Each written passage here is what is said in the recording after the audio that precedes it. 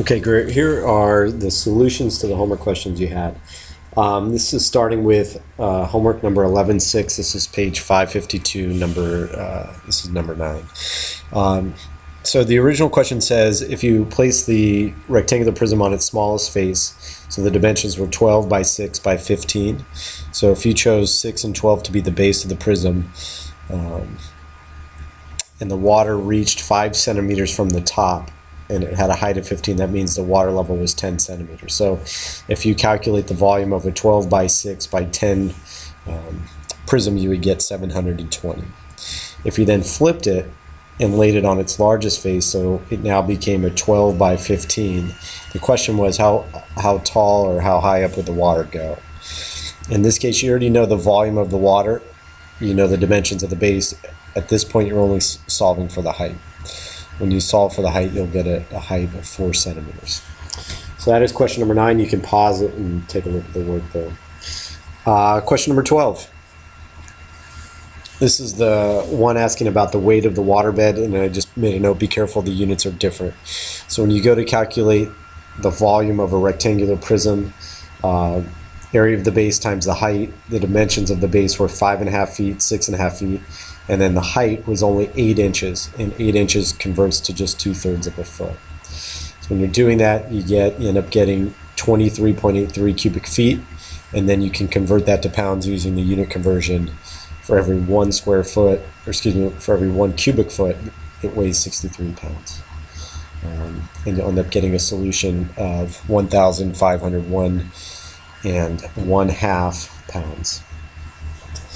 All right, next question came up on the next homework.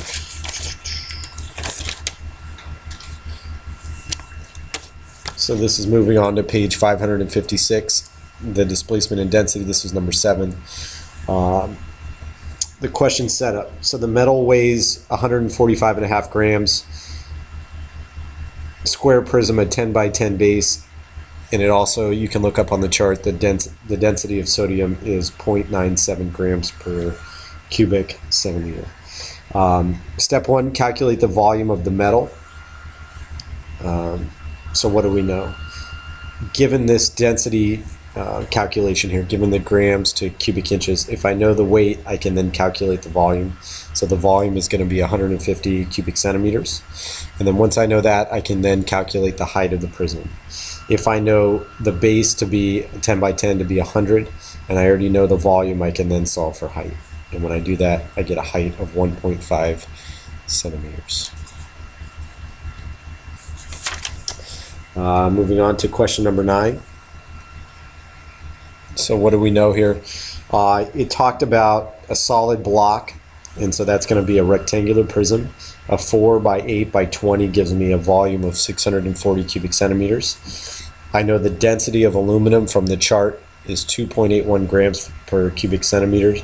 So I can set up this calculation, grams to cubic centimeters, grams to cubic centimeters, and solve for the weight. And you get 1,798 and 4/10 grams.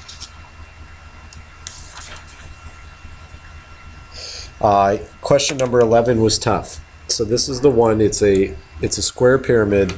What's unique about the pyramid is that these edges here also have that same dimension of 6. So each dimension on the base is 6. Each of these lateral edges are also 6. And the key here being, you need to find a way to calculate the height of this prism. And so if you were to look straight down at the base, this is kind of from the top down here, you can see the square base here is 6 by 6 by 6. If you were to draw that diagonal, this is a special right triangle, an isosceles right triangle, so 6, 6, 6 root 2. If I cut that in half, I would get a length from the corner here to the center of being 3 root 2. Now what you want to visualize is kind of putting these 3 drawings together here. If you were to go from the center of the base and you were to extend that to one of the vertices, that length right there would be 3 root 2. You would then go up the side of the pyramid, that has a length of 6, and you would get this picture here. So this is going from the center, going from the center out to the vertex, up the side, and then straight back down. This would be the height of the pyramid here. So if you were to solve for this missing side, which we're calling B here, using the Pythagorean theorem, as you work it through, you end up getting 3 root 2, which turns out to be approximately 4.2 centimeters. Okay. Putting all that together, volume of a pyramid, 1/3 the area of the base times the height. Calculating that through, I get a volume of approximately 50.9 cubic centimeters. All right. It then goes on to say, you have this cylinder, and the question is, how much water do you need to put in the cylinder so that you cover the pyramid without overflowing the cylinder? Some information about the cylinder. It has a radius of 5.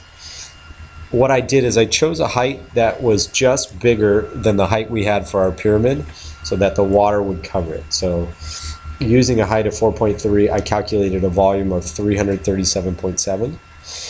If you subtract out the original volume of the pyramid, that means that you need to add 286.8 cubic centimeters of fluid to cover the pyramid without overflowing. And this might need a little bit more of explanation, but that's the gist of the problem.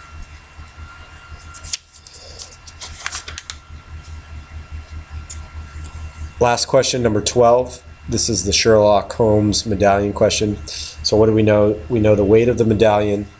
We know that a 10 by 10 square prism rises 1.6 centimeters when you place the medallion in it. And you also know that the density of gold is 19.3 grams per cubic centimeters.